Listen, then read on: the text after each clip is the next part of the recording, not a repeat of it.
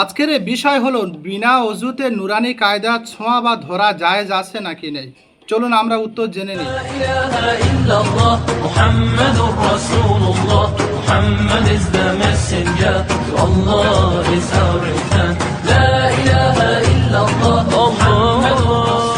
ফতোয়ার কিতাবের মধ্যে কিতাবের নাম হলো দারুল উলুম ওয়াকফ, পৃষ্ঠা নম্বর 125, খণ্ড নম্বর 3।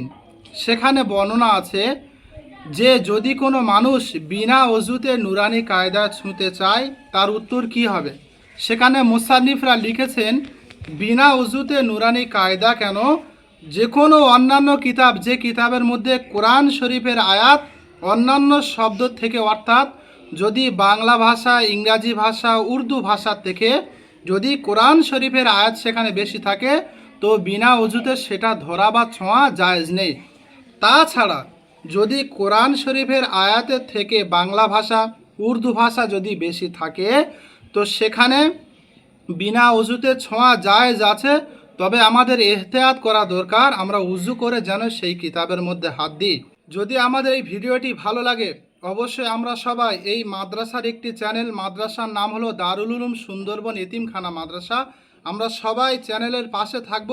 চ্যানেলের নিচে দেখুন সাবস্ক্রাইব বলে লেখা আছে, অবশ্যই আমরা সবাই সেই সাবস্ক্রাইব বাটনটাকে টাচ করে আমরা সবাই মাদ্রাসার চ্যানেলের পাশে থাকি ইনশাল্লাহ।